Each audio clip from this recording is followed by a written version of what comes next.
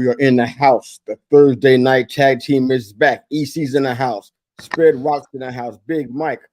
What's going on, fellas? How's the week been? First off, how you guys doing out there? Doing good, man. Doing good. Ready to go. Yeah. As always. You guys can turn your volume up. I heard one person. Yeah, I like how Sped's normally the most energetic person in the world until we go live, and then he's just like, "Yeah, I'm good. I'm good. Yeah, I'm good." That's not going to work for me. Like, go drink you a Prime or a Red Bull or something. Let's get it going. Hang on. Thursday night. No, I didn't mean for you to. You gave him an idea. My bad. I forgot. I'm the one that shined the shiny object. That's my fault. That's on No, me. I just needed to get the drink. Taking the ball to that, man. You had to get up and show your backside. You had to do that. My bad. You go this whole checklist before we go live. Are you good? You got everything you need, and then you get up. Yeah, the drink is over there. I looked over. I was like, "Why is it over there?" And it's right you there. looked over and saw something shiny, and you're like, "Ooh, look!" Wow. Actually, it'd probably be the dog's collar then. This is our time. We're doing a show right now. Okay, do all the other stuff before and after. This is our time. Do you get that, man? Nope. What is going on over there?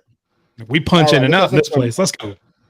It's just a fun night. We are almost taking over the whole country with this squad, man. We almost got the whole right side of the country on lockdown. So this is awesome. Some people chiming in already to give us some love. All right, Lady Alpha, always first in the box. I wonder who's gonna beat her because she's first in the box every single week. Hey, what's going on, y'all?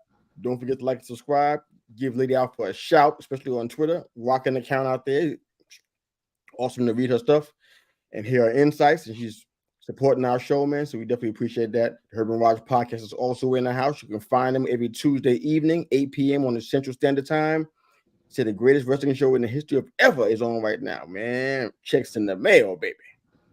Exactly. And if you hear his intros on the Herb and Raj podcast, you can go back. There's some shorts on their YouTube channel of some of the intros he does for the guests. Second to none. Best intros in the business right there, Herb and Raj. So it's good to get a shout from those guys. I agree with that. Yeah, Spare lives up in the mountains in Pennsylvania. He's from the South. He decided to go to the mountains and do mountain things. I don't know what that's about, but that's where he's at. There's so much mountain things. Oh, okay. Now you lying. Now that ain't never happened. That never took place. You know you got to open door. We do too much work together for you to not be on the show if you want to be. So you know better. All right. And this is the second half of the Herb and Raj podcast. Mr. Raj says, "Evening, gents," and the obligatory roll tide must be added. That's his thing.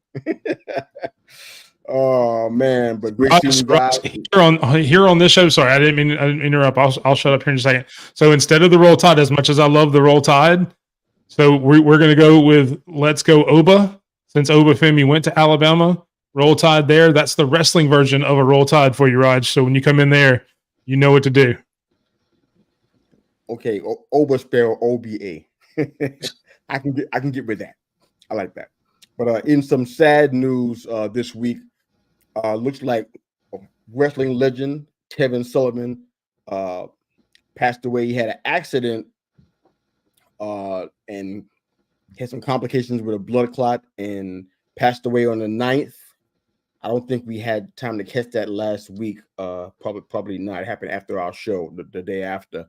That was last Friday. But he passed away at age 75. Now, you know, historically, you think about him, and I want to hear how you guys see him. But historically, you think about him with a lot of the mystical, supernatural gimmicks and stuff. But this man had a very strong career. If you were to go by wins and losses and belts and titles, he had like 34 title wins in his career. That's really, really good. And they weren't like some little cheap titles. A lot of them were prestigious in their time. And I'm like, that's a big deal. I mean, he was definitely known for me as the foil to the American Dream, Dusty Rhodes. I watched them every week. That was like Dusty Rhodes couldn't come out there without Kevin Sullivan out there, you know, trying to interrupt him or throw fireballs at him. It was just a thing with the two of them. But he had a long and storied career, man. I don't know how you guys remember him, but I remember it very well. I didn't really care for supernatural stuff. That's not really me, just so you know. But outstanding wrestler, man. Very underrated as a wrestler, especially in the amateur ranks. He was very, very what's the word? Got a lot of accolades for his amateur wrestling. So he's very good in that. You didn't get a chance to see it that much because of how he was billed and the gimmicks and stuff. But he was a fantastic wrestler, very accomplished. That's what I was looking for. So, how do you guys see Kevin Sullivan? Any thoughts about him before we move on to the show? Anything there? I know I didn't get to watch him a lot because he was a little bit before when I was, and I didn't watch a lot of the promotions he was in a lot. I know he did. He spent some time in WWE and WCW as well. But I mean, just hearing some of the tributes that other wrestlers have put on him, some of the veterans of the business talk about him being probably one of the most genius minds that they've ever worked with as far as gimmicks and different, putting matches together and things like that. I mean, just hearing them gush over him, I mean, it's hard to say that, he probably wasn't one of the most influential people behind the scenes for a lot of wrestlers over the past 20 years or so. You bringing them up, teaching them different stuff behind the scenes, what to do in the ring, stuff like that. So I mean, definitely an amazing career. Have an everlasting impact on the business. So yeah, definitely. Absolutely. How many championships did you say he had again? 34. Wow, I didn't think it was gonna be that much. Okay. Yeah. Wow. He's been rolling, man. Some of them were repeats, but he had 34 titles, man. 34 title reigns. That's a good number right there. That's a lot. A lot of people don't even get it. I mean, I'm not sure how long his career was. I don't think I caught when he started wrestling, but I think there's some wrestlers out here that would love to have 34 titles on their resume. Yeah, that's what I'm saying. Yeah. So yeah. So that's, like I said, he's not known for that. It doesn't get highlighted much, but it should be. Like I said, very accomplished amateur wrestler and definitely a genius mind. One of the best bookers that I think has been out there in maybe even in an all-time booking. He was that good. So any thoughts, EC, about Kevin Sullivan? Yeah, I mean, I'm like Big Mike, where I didn't really get to see much of that. So, So everybody's saying I'm old and everybody's too young. Yeah, as soon as you started talking, that was my first thought. But rest in peace. That's about all I can say. Copy that. Thank you for doing that. All right, so we're gonna go ahead and pick up the pace just a little bit here. So we got a few things on the plate. We don't have any PLEs coming up just yet. Next week we'll be recapping, previewing the AEW's All In, go match by match and kind of break that down. So that's next week. So whenever we have a situation like this, we have a show where we don't have any PLEs to preview or recap. We let you guys ask us questions, share your thoughts with us. Nothing too crazy for us. We can take it, and just talk about wrestling. We got some poll questions that we will put out there to you guys in our matchmaker series as well, plus breakdowns from Raw, Speed, SmackDown, Dynamite, etc. So we just talk about whatever. But I want to ask you guys a question now.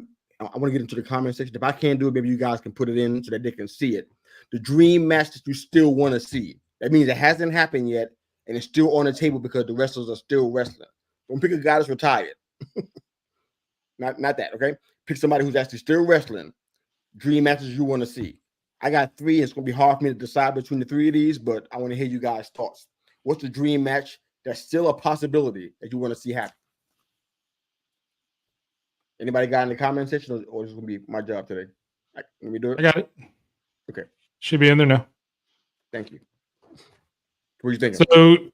So I started thinking about this, and mine is one that we've already kind of seen, but I think in a new dynamic.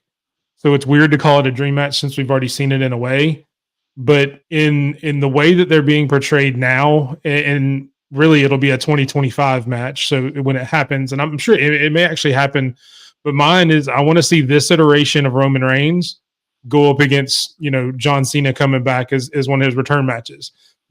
Had very similar trajectories of their career where they were the uber babyface, super babyface, to the point where they were hated by some of the IWC because they would never turn heel. Obviously, you had the Roman heel turn and the reign he's had over the past 4 years, but now that he's finally accepted by the fans as a babyface now with this comeback. I think just having this iteration of Roman Reigns and this iteration of John Cena would be kind of like the Rock Hogan back, decade or two ago. So I think that would be similar to that, to where, who are you going to cheer? Who are you going to boo, and just let them kind of go at it. Okay. Not bad. And you definitely wouldn't get a suffering succotash out of it like this time, like you did last time. Okay. All right. What else we got? Dream matches that you want to see that haven't happened yet, but it's still a possibility. There's still hope. You're saying there's a chance. I know this might actually happen soon, but what about Dempsey versus Alexander?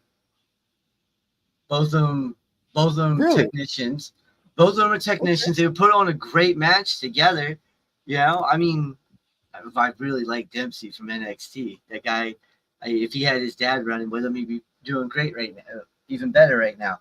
But yeah, Alexander versus Dempsey, that match would be technical, and I think it would be a fun match to watch. Okay. I'm blanking out on that man's first name. Which one? Alexander. Cedric. No, God, no. That's not who you're talking about. You're talking about the TNA. Oh, Josh Alexander? Used to be We the North, yeah. I was thinking he was talking about Cedric. Oh, no. Oh, God, no. No. Yeah, because you just said, so you're talking about Josh Alexander from TNA? Yeah, from TNA, yeah. No. Okay, yeah, so it's Josh. That? Yeah. Well, you just said Alexander, so I wasn't sure. Sorry. Yeah. Now we good to go. I'm like, okay. No, I I heard about that too. I'm like, I get what Mr. Hughes. I don't know that I see a dream match with Cedric Alexander. Just not anybody's dream match. This is why. Mama answering the question. That's the only way he's gonna be in a dream match. His mama gonna be asking the question. That's the only way he's in a dream match of any kind. All right.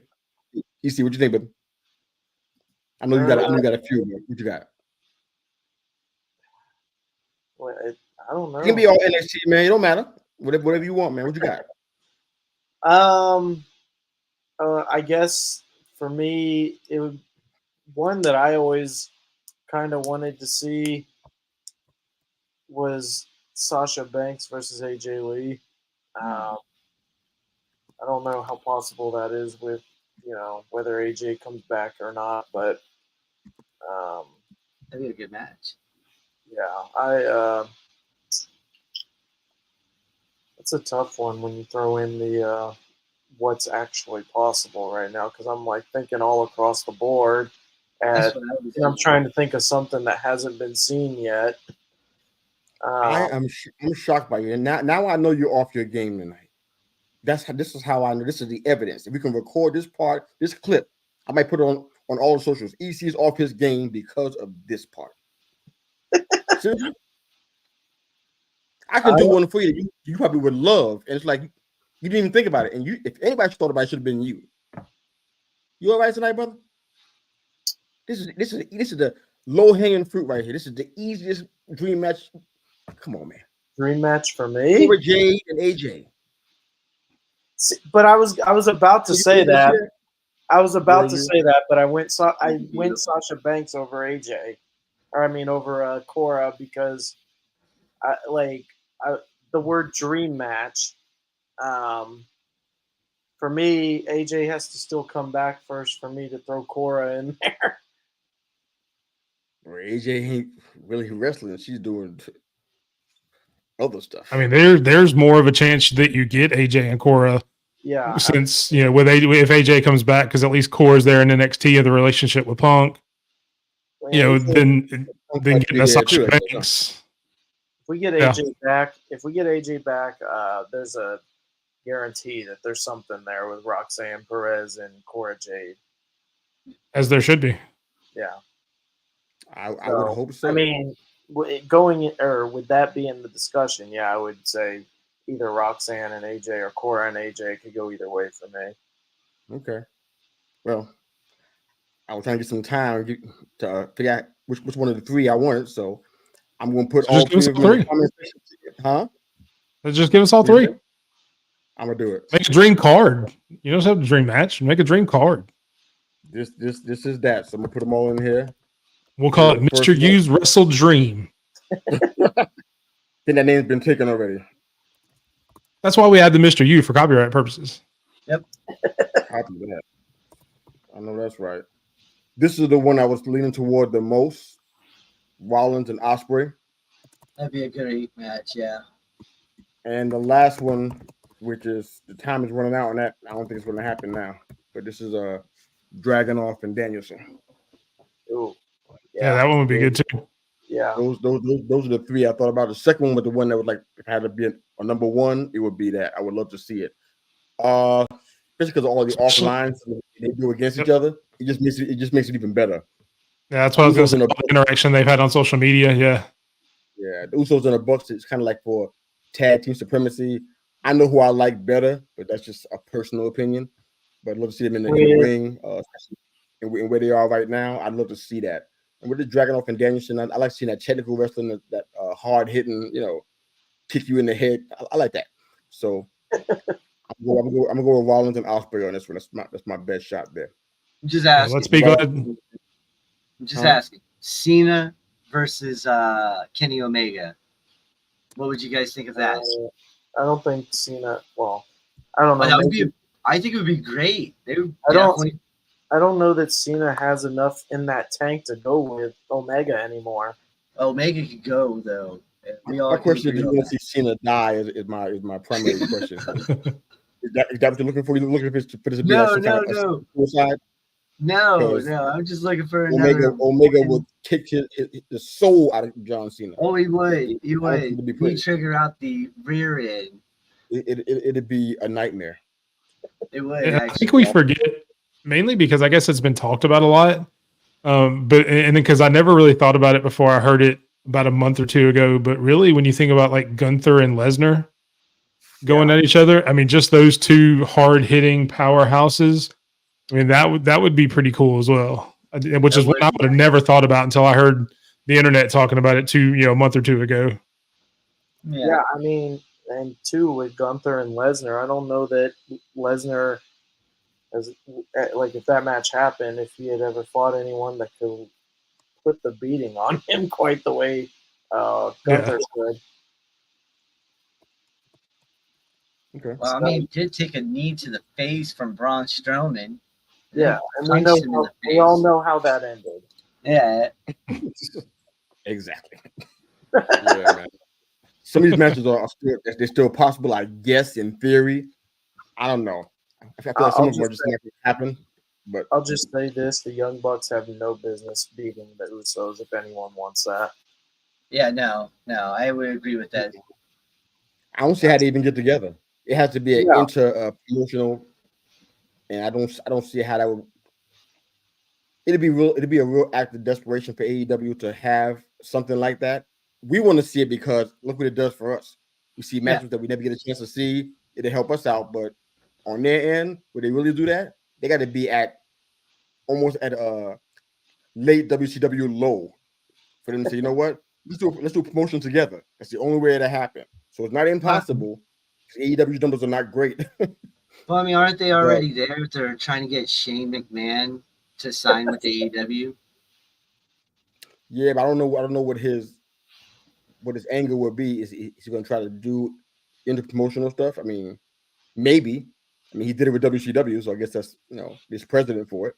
But I don't know. That'd be a good idea if he can make that happen. I don't know. The only way I would personally want to watch the Usos and the Young Bucks is if we make a drinking game out of it, where you have to take a shot every time there's a super kick. Oh my God! And then the next day you may not remember anything just because the amount you'd have to drink.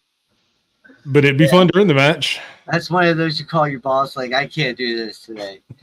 Well, that's why it's got to be a WWE PLE. So it's on a Saturday, so you have all day Sunday to recover. That's true. It can't be an AEW pay-per-view on a Sunday.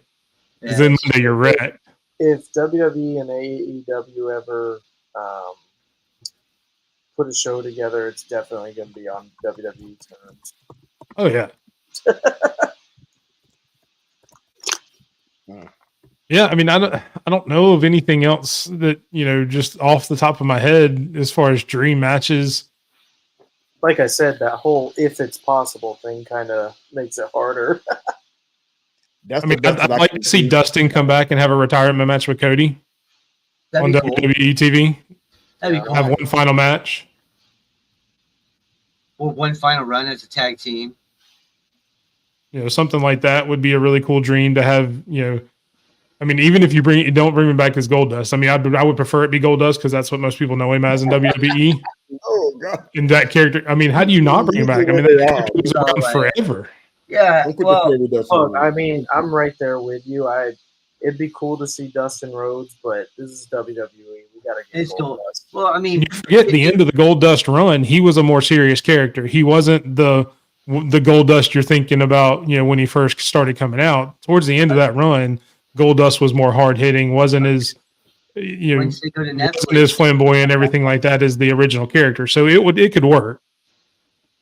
once they go to now you're gonna Netflix, be obligated to bring Stardust back out too. See how this is gonna work. It's like no, snowball. you don't bring Stardust You're gonna bring back. out Stardust too. I'm okay with it. I love Stardust. That's my hot take. Everybody will hate me for it. I loved the Stardust character. I like I this thought theme. that was funny as crap. I'd like this theme. I just love the hissing. That was awesome. I think if done right, you can because look at what AEW is doing right now with this hologram character. What NXT is doing with Axiom and Fraser with the gimmick where they're doing like the slow motion camera work and all that on his entrance. I think if Stardust was around now, that character would be done in a little bit of a different way visually that I think would have gotten over a little bit more. I don't think that character was that far off from getting over. I really don't. I think the only thing that held that character back was Cody, to be honest, and he hated being that guy. Yeah. Can you blame him? I don't blame him. No, not at all, man. So what we see this week that was that kind of stood out, wrestling matches wise or storyline wise. I mean, there was a lot of things to talk about.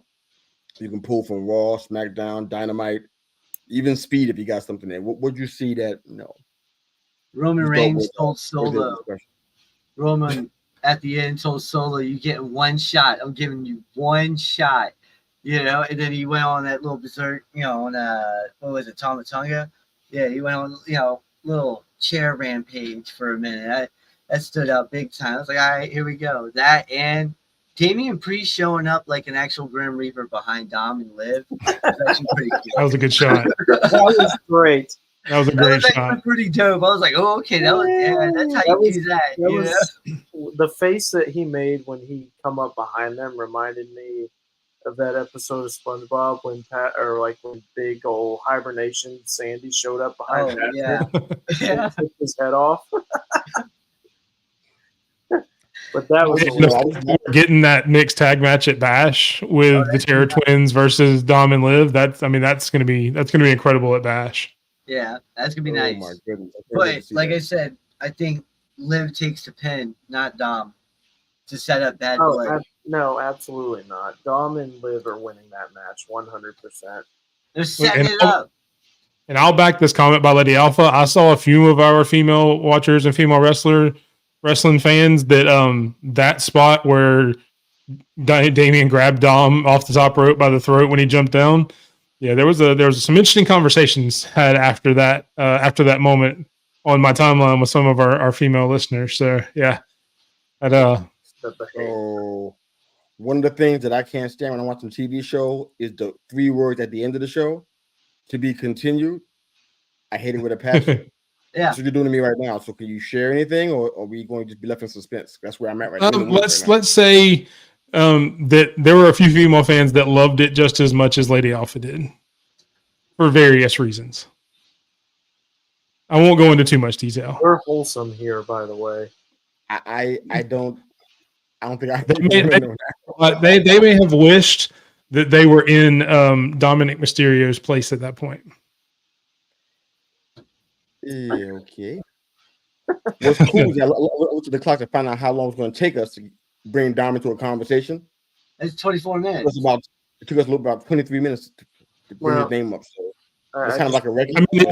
But in fairness, you did ask for what stories got us, what stories were going on. And that is one of the biggest stories in WWE. And you should already know. You should already know that Nick can't help himself. I don't know what goes on in his head, but he gets so excited to think about Dominic Mysterio. Maybe I'll say this too. We talked about Dom over the past few weeks being the biggest heel. I don't think Dom may be the biggest heel after this week. I think he may have been overtaken by one Bronson Reed after this week, taking out what is the national treasure that is R-Truth. Did you see his tweet? This is funny to me. This is really funny. I'm like,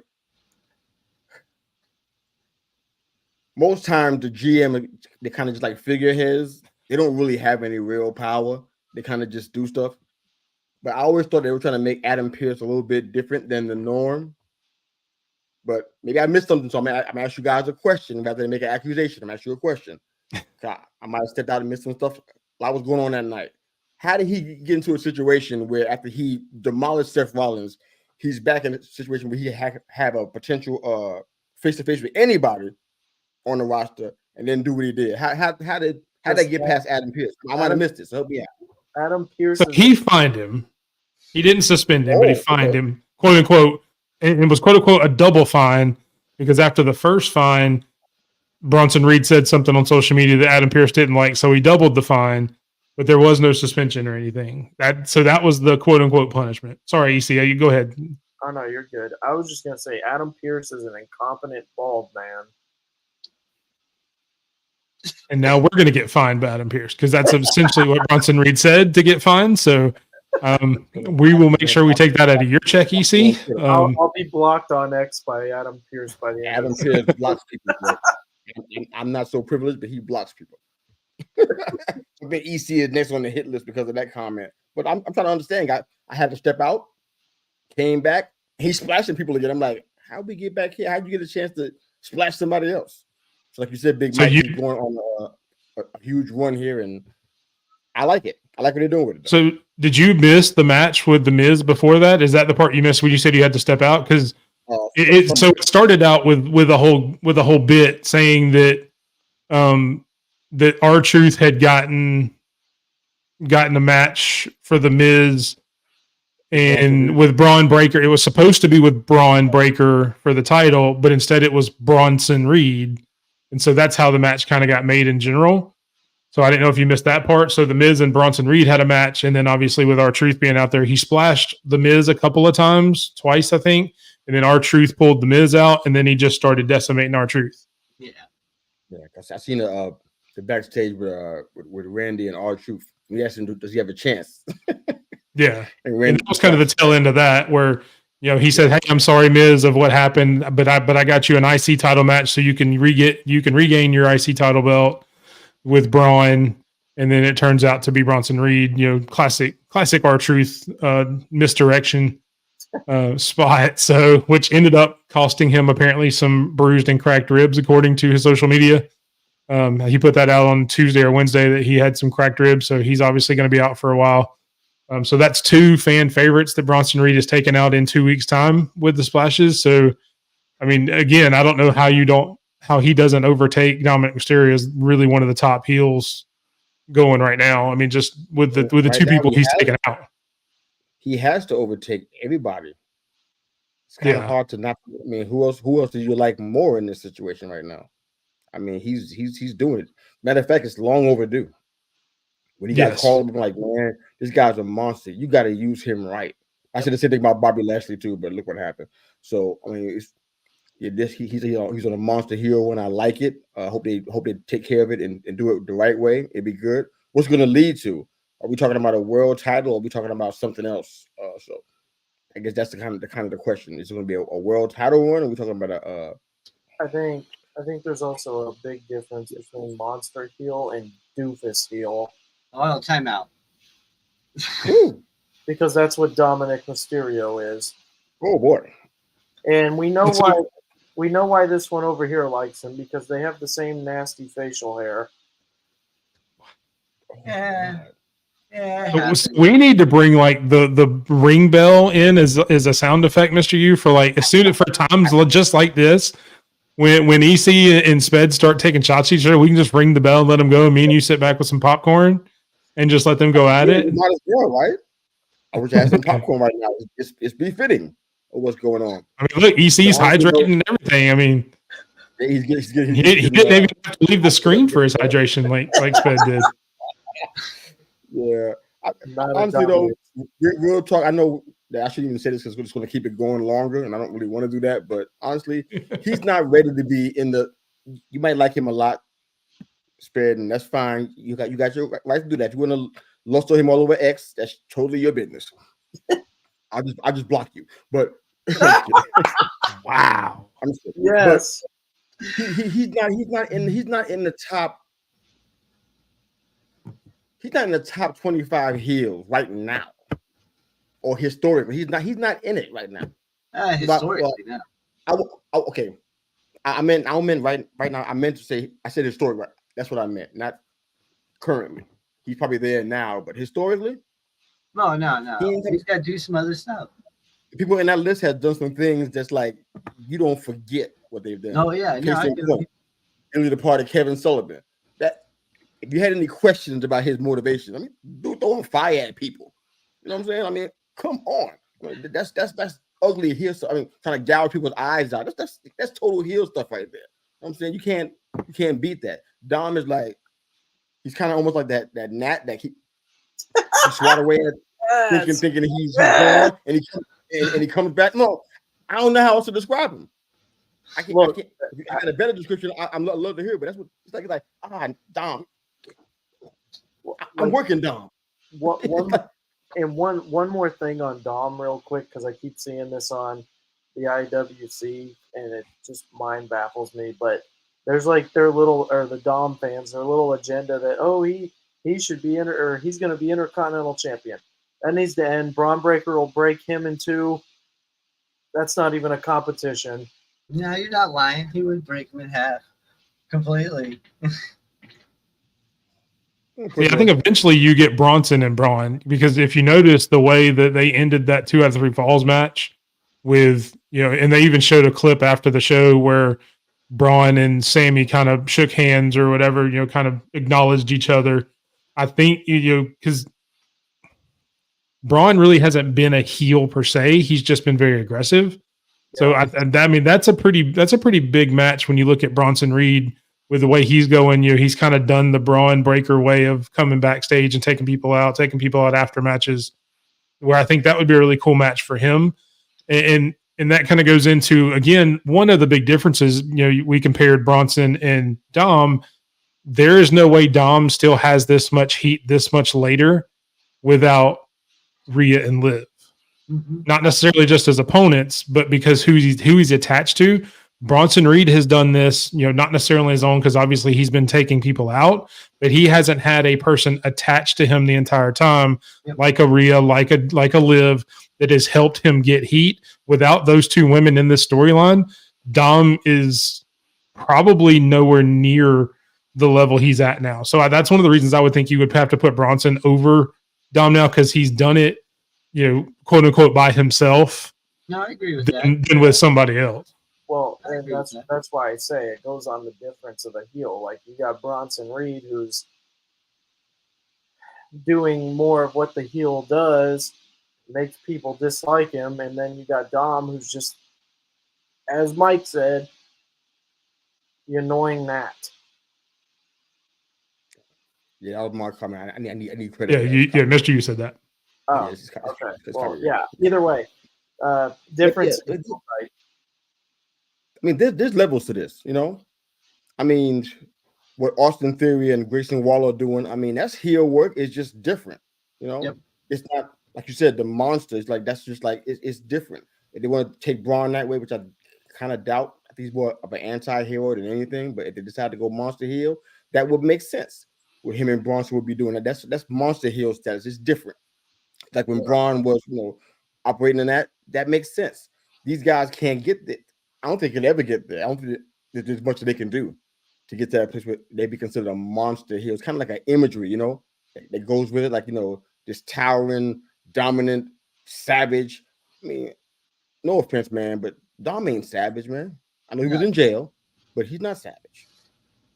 He's not that. He's more of a crafty, run away and hide behind Rhea kind of heel. And it wasn't he doing that? Dom is Isn't not that what he was doing? Hide behind Rhea? Right. Okay, That's his character. That's kind of heel he is. He's still a good heel, but he's just that kind of heel. It's not cool to compare him to a Bronson. It's like apples and oranges. It ain't fair. Yeah, no, I feel what you're saying. Okay. You know what I'm saying? What else we got from the week of wrestling? Anything else that stood out? Any AEW stuff?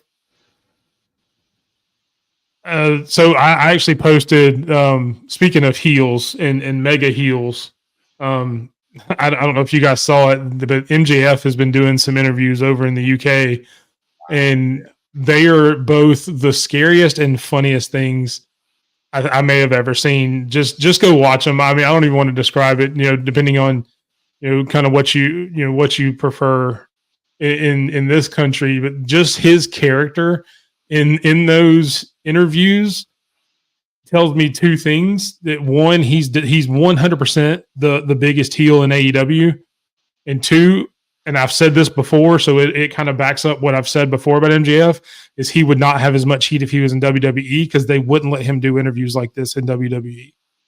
He wouldn't have the freedom and the leeway to take some of the shots he does in these interviews at other countries, at other people, things like that, is he's able to do under Tony Khan. They kind of lets him have that carte blanche that Triple H would rein him in and say, look, man, you can't say it's okay to take a jab every now and then at the city you're in or the country you're in as a heel, because they'll do little slight jabs, but he goes in on the UK.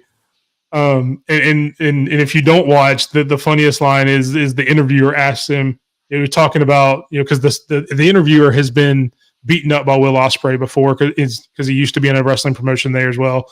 And he's like, well, look, you're acting like I want Will Ospreay to win, but I've actually been beaten up by Will Ospreay. So MJF goes on to tell him, well, that's what you guys do here, that, my country, we would never have a civil war or anything like that. So basically denies the civil war ever happened. And just the way he does it is hilarious. But it's stuff like that it's just crazy. That it's entertaining and scary all at the same time.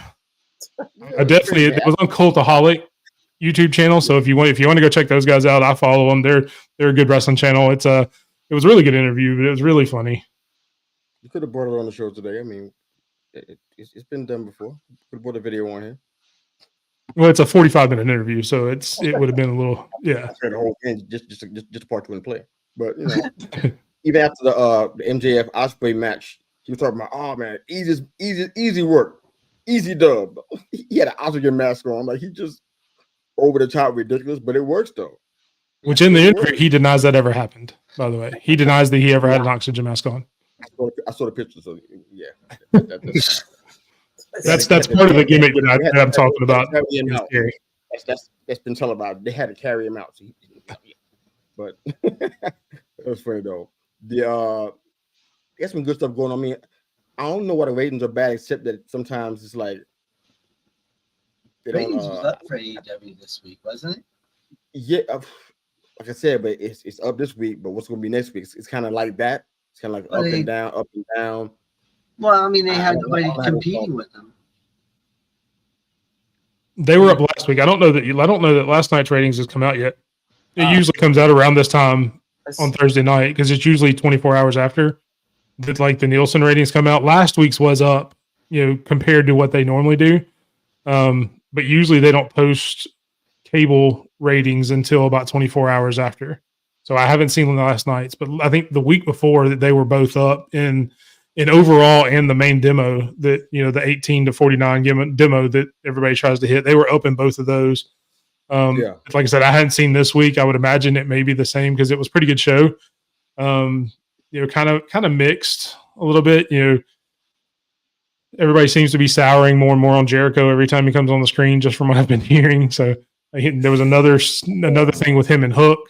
Well, it's time for him to go. As they should.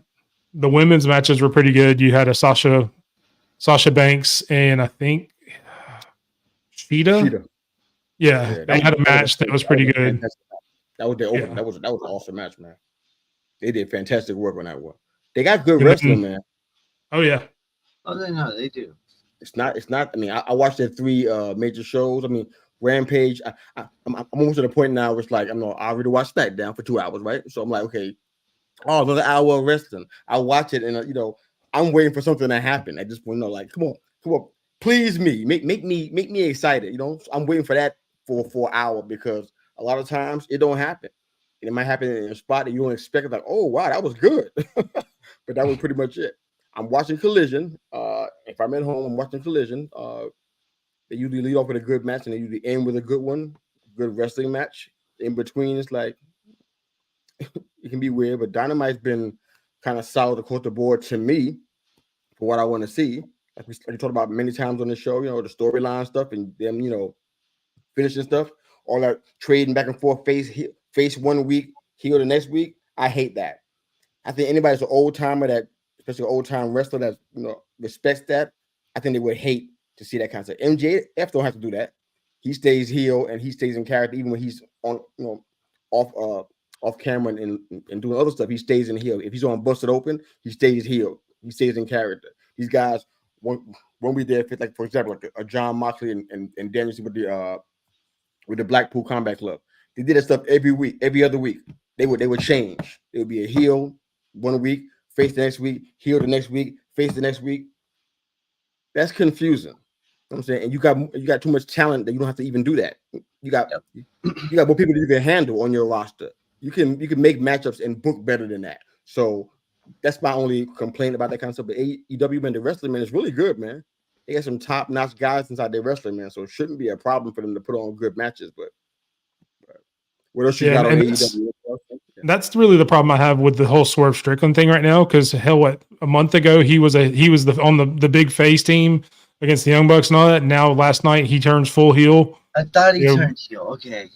Yeah, no, he's been going that way ever since the match with Ospreay, really, because he was a face there, and then you had the Blood and Guts match where he was a face because he was on the AEW team, and now last night taken out and he even kicked Brian in the head after the match, because he's over there consoling Daniel Yuta after Daniel Yuta got demolished by Swerve. Really good.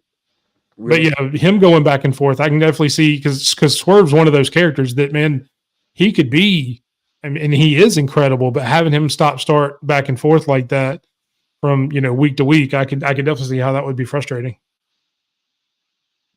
Was it necessary though? I don't think it was. I think you could have kept him as a face, and that match still means a ton. Yeah, it's not possible to have two faces. I mean, yeah, Braun is. I mean, in some ways, man, people like Braun so much that he's almost doing that right now, and he's not even trying. You can still do it. You can still be super aggressive like Swerve would have to be to hold on to his title. I get that stuff, but all the other stuff is like, dang. And of all people to do that on, Danielson is probably the best person to do that on because he's always fighting from underneath anyway. So you could be an aggressive baby face and doing what you have to do and let Daniel fight up from the ground up. And still have that same dynamic. So, yeah, I mean, I agree with you. I don't think it was needed. I don't know why they're doing it. Because, I mean, at one point, Swerve was probably your biggest face, going for a little bit when he got the championship and some of the stuff with Hangman. I mean, that's one of the ones I didn't understand when you mentioned it. I just don't understand that direction. I don't get it. Anything else from that? Or if not, we'll go ahead and move on to our next question. What do you think? Ready to roll? I'll take it. Wow, the silence is like deafening. All right, so we go with the biggest miss in each federation. I've been holding the thing for like about, I don't know how many weeks it's been. I've been wanting to do this for a while. So much fun. The biggest miss in each federation: AEW, TNA, and WWE. Now that list is probably so long, it may take you forever to try to find. Hopefully, you had enough time during pre-production to try to figure out what it's going to be. But somebody can drop the poll question. You got it, Mike? Yeah. Drop it in. Thank you, sir. Biggest miss in each federation. Matter of fact, first or second show, we almost went there, but we got sidetracked by a different conversation, and people were answering the question. But this is funny though. But I got one of each. I spent some time on this because I wanted to just really think through what I thought were the biggest ones. So I'll give you guys a head start, give you some chance to kind of think about it. I will go ahead and show you share mine, and you can show me yours. All right, so TNA, this one goes back a little ways. Hopefully you guys are familiar with Nigel McGuinness. He does a commentary work for WWE right now, right? Well, he was the ROH World Champion for like about 545 days. That was a record. I remember ROH. They're still around. Just kind of hard to tell, but they're still around. He had legendary status during that time. I'm talking about legendary. He was like, he put his name up on the rafters. He was like in the ROH Hall of Fame almost easily. Right. Started a feud with Kurt Angle during that time. Had a long feud with the Pope. After that, all the momentum got killed. No wins after that. He was just almost a sidekick. This man came in with credibility, and TNA they missed on that man because they need all the talent they can get. They had AJ and they had the machine guns and some other ones, but they had a lack of some really good heel talent at the top. And Desmond Wolfe would have been awesome there, and they missed on that, man. That was an opportunity for them there, and they missed it. When in AEW, I'm going with Ricky Starks on this one. It's rare to be great at being a face and being a heel at the same time and connect with the audience either way. He's able to do that kind of stuff despite all of the online stuff that's going on with him right now. I mean, he's been there for 4 years, had a tag title with Big Bill, which is like recent, and then an FTW title, which is also recent. So for about 3 years or whatnot, he had nothing going on, no title to speak of. He has the it factor. I'm kind of afraid of him going to WWE. I'm like, people go over there that have real talent and charisma. For some reason, it's not always for their whole career in WWE, but for a short period of time, they suck all the life out of it. Kind of like, kind of almost like what they do when you go into the Marines. They break you all the way down and then try to build you back up. That's what WWE is doing with a lot of the characters. And I feel like that's what's going to happen to him. He'll go there and be some mid guy, and all of a sudden he'll get a push. It's like he got so much going on right now. It's like he can do this, but AEW just missing it with him. I don't know what's going on. It must be personal because he's not injured. He can work, but they ain't letting him work. So I don't know what that's about though. And the last one is WWE. This one, I can't even find anybody else that's better than this. I could have said lastly some other folks, but Shayna Baszler. I mean, come on, dude. When she was in NXT, man, her record was 128-61. She's winning more than half of her matches, like 60% of her matches. Dominant, feared, 2-time champ. The first reign was 133 days, which got snapped by Kairi Sane. The second one was 416 days, and Rhea snapped that streak. 6th longest reign ever. Called up, attacked Becky, got the push super canceled real fast. And she attacked Becky, that whole one got canceled, and she's been in and out of stuff ever since. The most notable thing she did was probably with Ronda Rousey. Beside that, that's all that was going on, and now she's in the Collective now, the Fusion Collective, which is like a really weird name, the Pure Fusion Collective. I don't know what's happening with that, but that's a big miss, man. They could have ran with her, man, and made some money. She is money. Ace of Spades coming there and just breaking arms and legs, man. You could. They had to sanction her. that's how much she'd be so dominant, and not using her that way. Still, it shows no sign that's it's going to be happening. So those are my 3. If you don't have 3, it's fine, man. We'll take whatever you got, and then we'll move on to matchmaker. But what you guys got?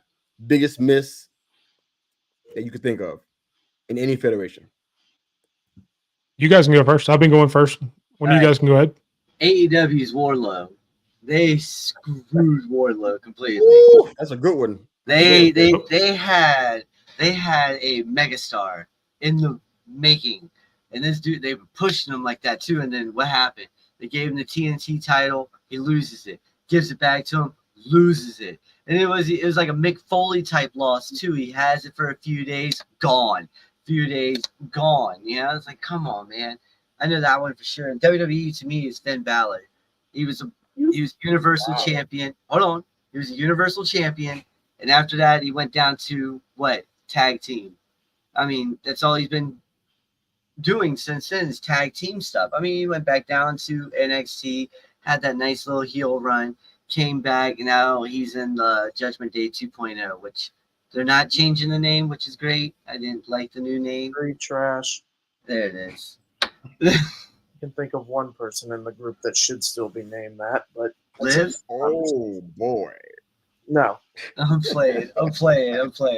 All right. I'm just gonna say he stole both of mine because he did. I did. Nice. So with WWE, I'm just gonna to keep things interesting. I don't have one for AEW to change because I was going to say Wardlow also. With WWE, I'm just thinking back to that time in 2018 when Strowman was hot and they just didn't capitalize with that. Oh yeah. How do you get that wrong? Dude, it's a giant. How do you get this wrong? It was so funny too. I think back to when he was, God, I forget who he was attacking, but threw dude in the dumpster, and when he had Roman on the stretcher and they're putting him on the ambulance and he comes out of nowhere. I'm not finished with you yet. Yeah. Goodness, man, it makes this might be blasphemy, but I'm gonna say it because I'm kind of concerned about it. When Oba gets called up, they're gonna do him right. I think they will. The only person that can make sure this is done right is Trips, because he's connected to the NXT product. So I think he'll know that, I think he'll do the right thing by him, but he's the only one that stands between Oba getting called up and turning into a clown. He's the only one that can stop this from happening.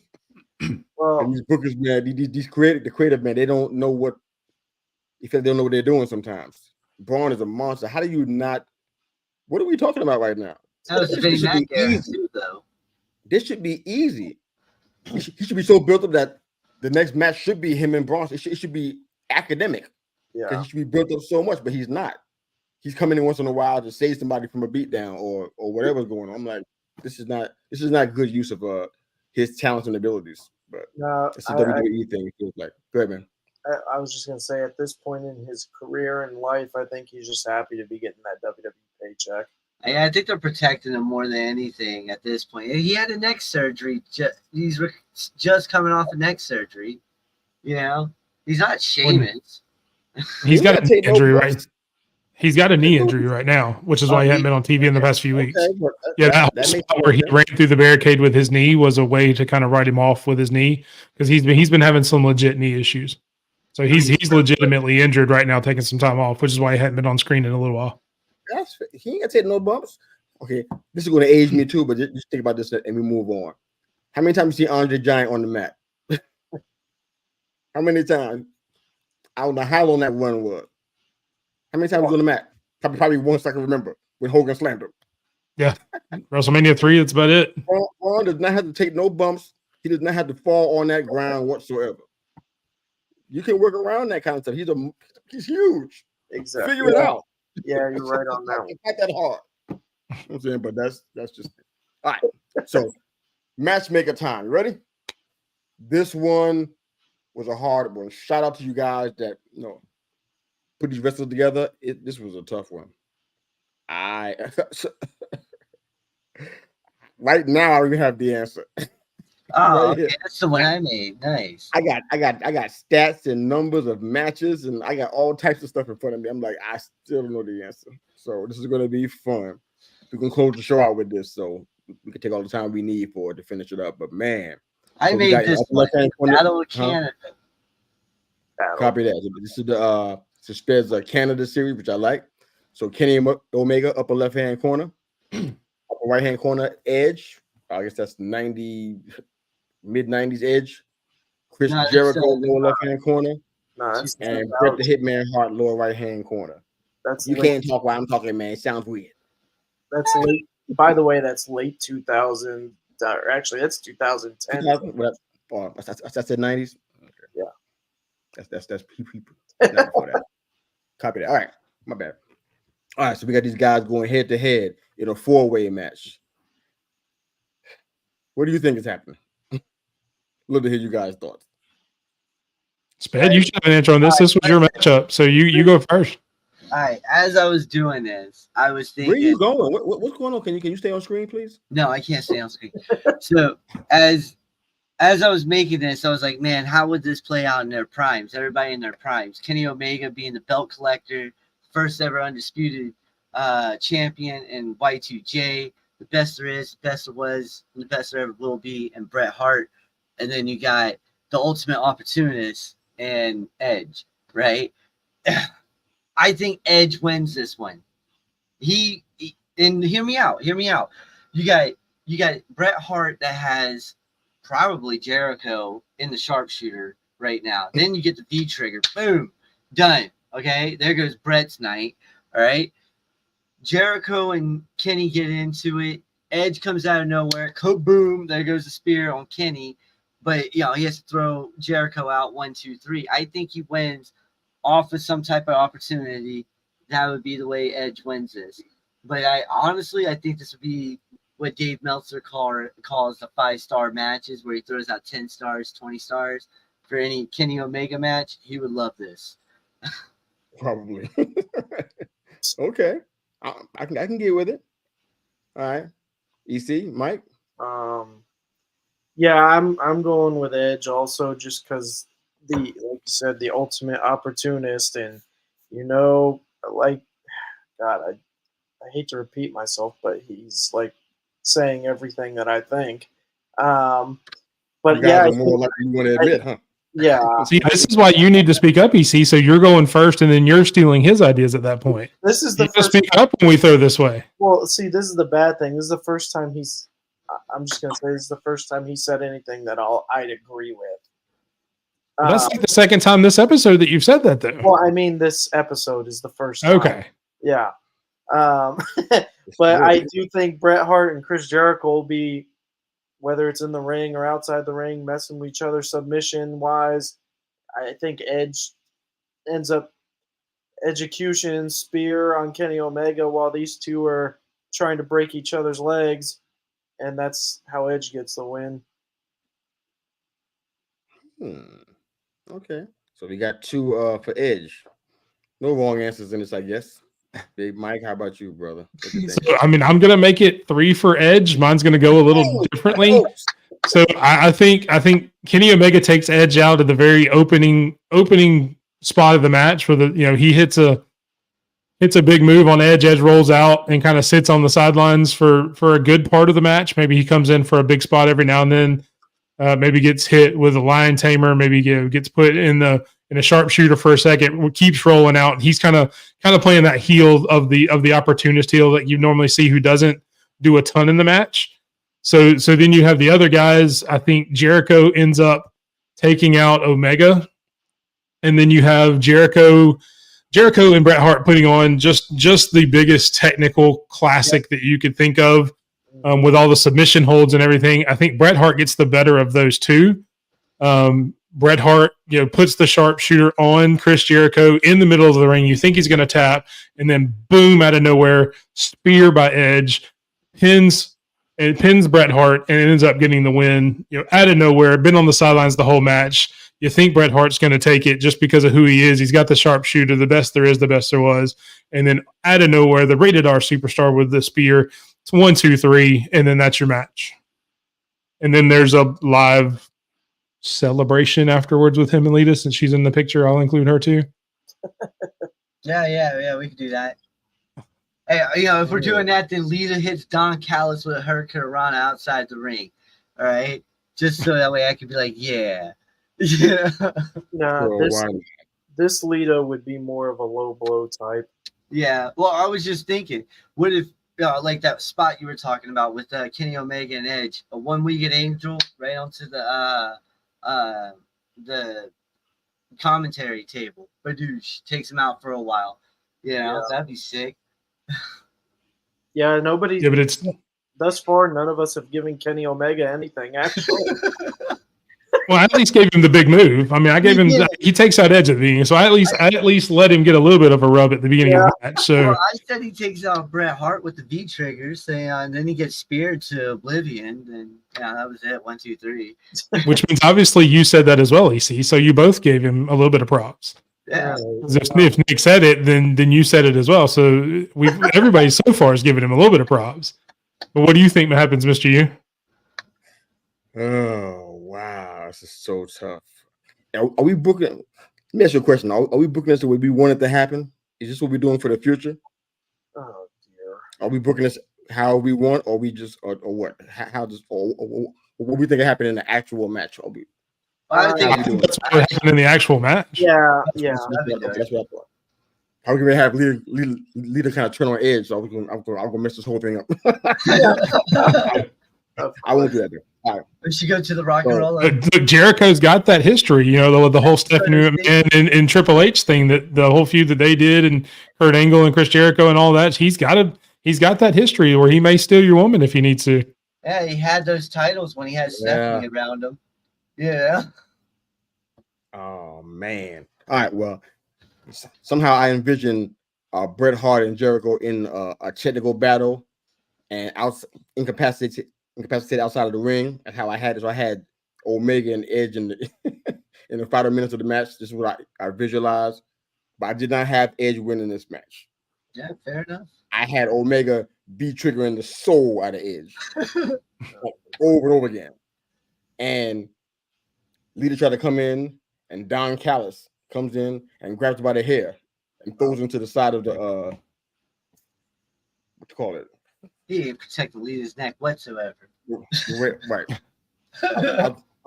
outside of the ring, and that gets Edge's attention. Obviously, like, oh my God, Lita! And while he's giving a turn around, another B trigger, fallen angel.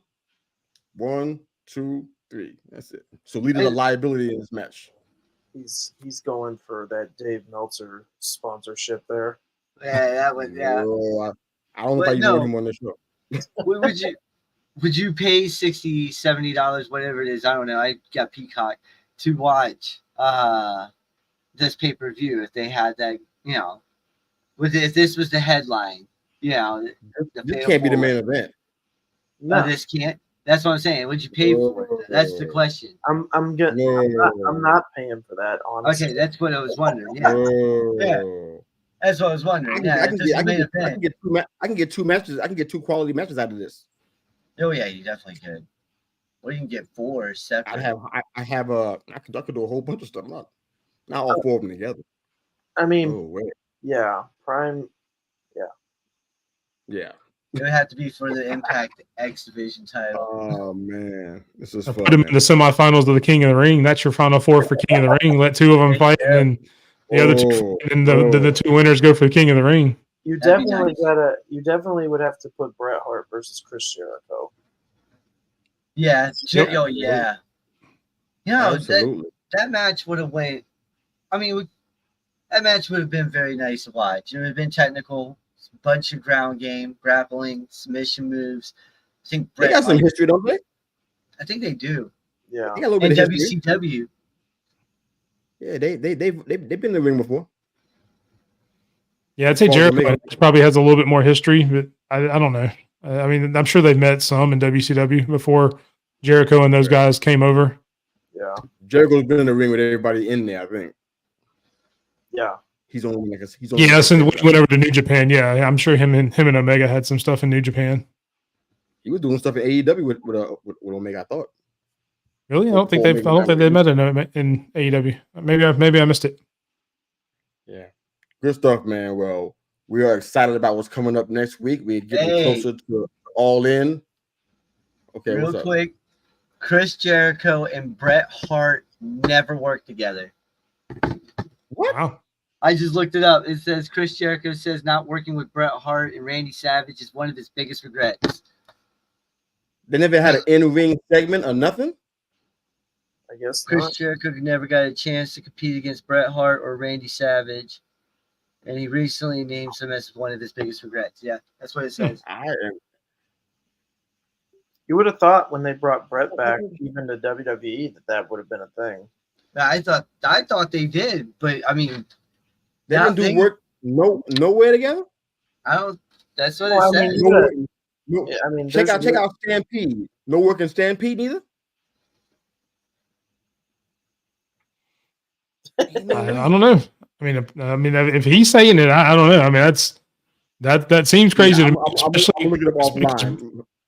I mean, I kind of believe it, but who knows?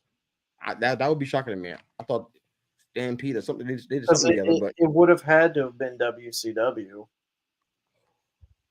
Yeah, I mean, it would have been Jericho's early years in WCW when he was doing the man of 1,000 holds and things like that, back when he first came into WCW, I mean, that would have been the only time I would have seen them really doing it, because once him and Eddie and all those guys jumped to WWE, maybe Brett was already gone by that time. That's the only thing I can think of. Maybe Brett had already left by that time and stopped wrestling.